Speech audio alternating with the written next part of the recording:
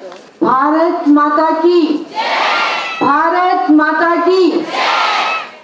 या देवी सर्वभूतेषु शांति रूपेण संस्थिता नमस्ते नमस्ते नमो नमः। जिस राष्ट्र की स्त्री सशक्त है, सबल है, वो राष्ट्र सबल ही है। प्रत्येक भूमिका, चाहे वो बेटी की है, बहन की है, माँ की है, पत्नी की है या फिर बाद में सास की है, सभी को वो आदर्शपूर्वक निभा दे, उससे बड़ी सशक्त महिला कोई नहीं हो सकती। तो जैसे आज भी महिलाएं बहुत बड़े ताकतवर रूप ले रही हैं, दुनिया को रास्ता दिखा सकती हैं। महिला कल, आज और कल। नमस्कार, आप सभी का फिर से स्वागत है पंजाबकेसरी.com में। और आज पंजाब केसरी की टीम आ पहुंची है श्यामा प्रसाद मुखर्जी विश्वविद्यालय में, जहां पर महिला सशक्तिकरण को लेकर एक बड़ा कार्यक्रम आयोजित किया जा रहा है, जहां पर बड़े ओहदे पर बैठी महिलाओं से हम आपको मिलवाएंगे और उनकी स्पीच आप तक पहुंचाएंगे। ये कार्यक्रम महिलाओं की स्थिति को लेकर चिंतन का विषय है और इसमें पता लगाया जाएगा कि आजकल महिलाओं के साथ क्या दिक्कतें हैं और उन दिक्कतों को कैसे निपटाया जा सकता है। हम आपको बड़े ओहदे पर बैठी महिलाओं से मिलवाएंगे। इतना ही नहीं, हम आपको वर्तमान के बच्चों से मिलवाएंगे, उन महिलाओं से मिलवाएंगे जिनके सामने बहुत सी दिक्कतें हैं और वो उन दिक्कतों को कैसे निपटती हैं रोज़ाना अपनी ज़िंदगी में। आइए दिखाते हैं आपको एक एक करके पूरा कार्यक्रम। भारत माता की, भारत माता की। इस सभागार में उपस्थित सभी मेरी बहनें, विदुषी महिलाएं, आदरणीय आशा जी, विजय जी, सीता भाटिया जी, किस किस के नाम लूं, पहली पंक्ति में और आखिरी पंक्ति में सभी महत्वपूर्ण महिलाएं हैं। और आज के मुख्य वक्ता आदरणीय कश्मीरी लाल जी और सभी सम्मानित मंच पर। अभी अभी इंट्रोडक्शन हुई है, धीरे धीरे नाम भी याद हो जाएगा। आज हम महिलाएं बहुत सी संख्या पे यहाँ एकत्रित हुई हैं। कहते हैं ना, या देवी सर्वभूतेषु शांति रूपेण संस्थिता नमस्ते नमस्ते नमो नमः। हर जगह पे, हर स्थान पर महिला का अपना महत्वपूर्ण स्थान है। महिला जो है उससे ही सृष्टि है, उसी से समाज है। महिला धारण करती है तो इसको धारणी बोलते हैं। महिला जन्म देती है तो इसको जननी बोलते हैं। महिला पालन करती है तो इसको क्या बोलते हैं? पालनी माता, माता भी बोलते हैं। तो महिला क्या क्या है? हर रूप में, बहन के रूप में, पत्नी के रूप में, माँ के रूप में, सब रूपों में महिला बहुत महत्वपूर्ण है। आज जो विषय है कल, आज और कल महिला,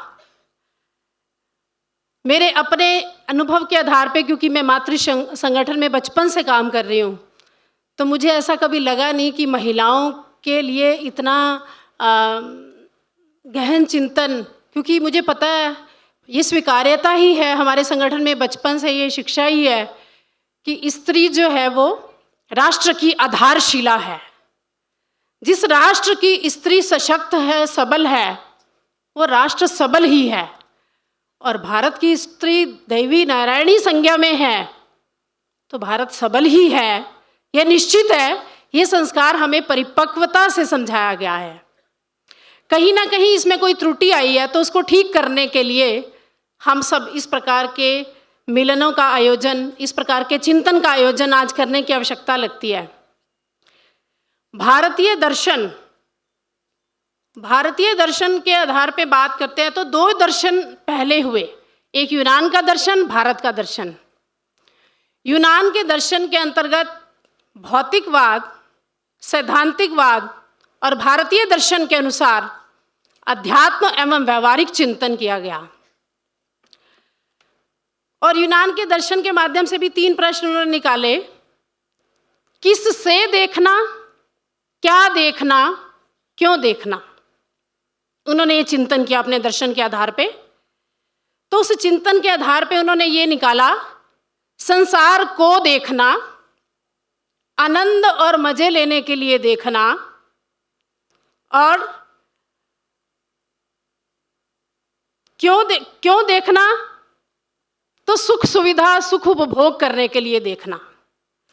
भारतीय दर्शन के आधार पे ये तीनों प्रश्नों के उत्तर थे। किससे देखना, अंतर्दृष्टि से देखना। क्या देखना, आत्मवत देखना। क्यों देखना, सब प्राणियों के साथ, सब सृष्टि के साथ एकात्म होने के लिए देखना। तो अब हमारे साथ शामिल है महिला कल, आज और कल की संयोजिका प्रतिमा जी। तो आइए उनसे जानते हैं कि मैम देखिए, आपने इतना बड़ा भव्य कार्यक्रम आयोजित किया, तो सबसे पहले इस भव्य कार्यक्रम को आयोजित करने का मुख्य उद्देश्य क्या रहता है? जी, ये जो हमारा कार्यक्रम है नारी शक्ति संगम कल, आज और कल, इसको करने के पीछे हमारा मुख्य उद्देश्य है समाज में काम कर रही सभी बहनों को एक मंच पर लेकर आना। जो समाज सेवा में लगी वो बहनें भी, और जो कुछ करना चाहती उन बहनों को भी एक ऐसा मंच प्रदान करना जहां वो एक दूसरे से बातचीत कर सकें, अपने विचार साझा कर सकें और अपने समाज के लिए, देश के लिए कुछ कर सकें। ये हमारा मुख्य उद्देश्य है। अब हमारे साथ दीपा जी मौजूद हैं। आइए उनसे जानते हैं कि वर्तमान में महिला सबसे बड़ी दिक्कतों का क्या सामना कर रही है। मैम देखिए, आजकल सिर्फ युवा पीढ़ी ही नहीं, वर्तमान की महिला और जो आने वाले वक्त में लड़कियां शादी करने वाली हैं, उनके लिए आपको क्या लगता है सबसे बड़ी मुश्किल क्या हो सकती है और कैसे इसका समाधान निकाला जा सकता है? ये जो हमने एक मुहिम शुरू की है आज नारी शक्ति पर, इसके अंदर विभिन्न कार्य करती हुई महिलाएं जो कि प्रोफेशनल्स भी हैं, बिजनेस वुमेन भी हैं, वो सब इकट्ठी एक प्लेटफॉर्म पर आ गई हैं। वो आपस में अपने प्रॉब्लम्स डिस्कस कर सकती हैं, समाधान एक दूसरे को प्रेरित कर सकती हैं। हमने वही सब स्टार्ट किया है। इसके अंदर सबसे ज़्यादा प्रॉब्लम जो लेडीज़ को इस समय आती है, पढ़ लिख गई हैं, पेरेंट्स बहुत पढ़ा रहे हैं, बहुत अच्छी डिग्रियाँ उन्होंने हासिल कर ली हैं, मगर कहीं ना कहीं जब विवाह की बात आती है, विवाह की बात आते ही जब वो तकरीबन परिवारों में वहाँ पर दिक्कत आ जाती है। या तो वो परिवारजन उनको, ससुराल पक्ष उनको काम नहीं करवाना चाहता, या काम करवाना चाहता है तो मगर उनको उस तरीके से उसको हेल्प नहीं करता, उस तरीके से उनको सपोर्ट नहीं करता जिस तरीके से उनको करना चाहिए। तो क्या क्या उनको परेशानियाँ आती हैं उस समय, तो ये इस वाले प्लेटफॉर्म पे हम लोग डिस्कस करेंगे और उनका समाधान ढूंढेंगे। मैम बताइए अपने बारे में। मैं किरण लड्ढा, अखिल भारतवर्षीय माहेश्वरी महिला संगठन की राष्ट्रीय कोषाध्यक्ष, और साथ ही अनेक और भी सामाजिक संस्थाओं में मुझे दायित्व मिला हुआ है।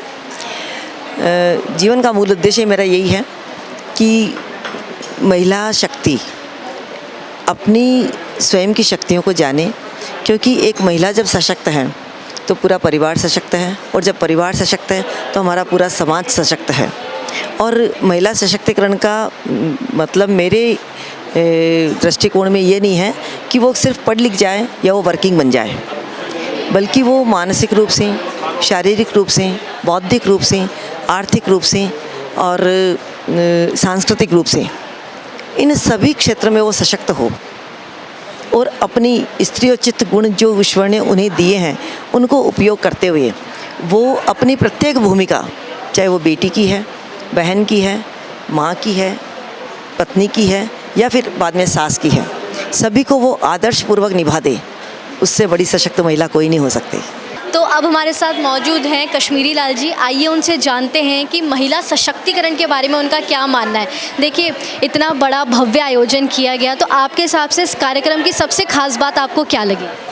इससे कि सबसे बड़ी बात है कि आज हम विकास के सच्चे अर्थ भूले हुए हैं, और विकास आपसी सामंजस्य में, विकास अंदर के गुणों के अंदर, विकास भारतीयता के अंदर है।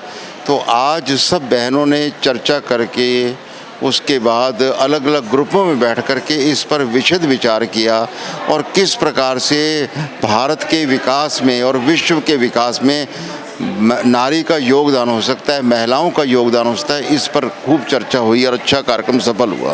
के अनुसार महिला के लिए वर्तमान में सबसे बड़ी चुनौती क्या है और उसे कैसे निपटा जा सकता है? महिला की सबसे बड़ी चुनौती अंदर के भय को समाप्त करना है, अपने असली स्वरूप को समझना है। अगर वो समझेगी तो, और दूसरी बात है कि वो केवल नौकरी के पीछे भागे मत, नौकरी देने वाली बन जाए।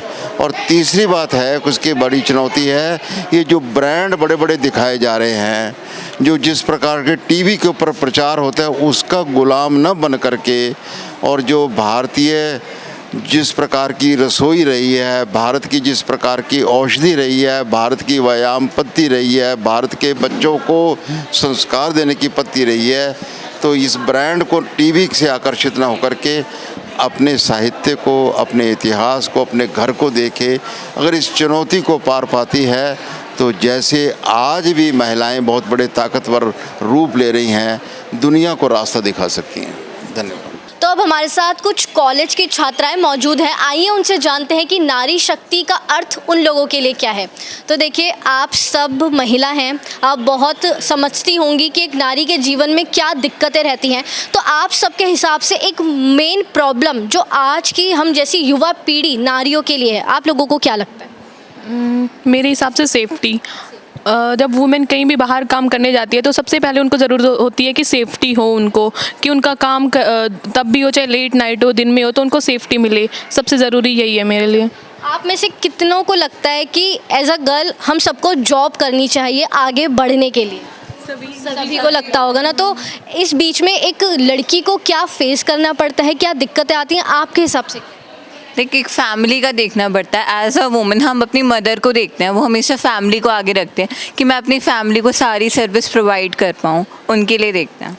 आपके हिसाब से क्या? मेरे हिसाब से तो फैमिलीज़ को देख के फिर बाहर आके पढ़ने के लिए भी बहुत सारे स्ट्रगल करना पड़ता है गर्ल्स को, सब कुछ मैनेज करना पड़ता है अकेले ही, बिना पेरेंट्स के। महिला कल, आज और कल।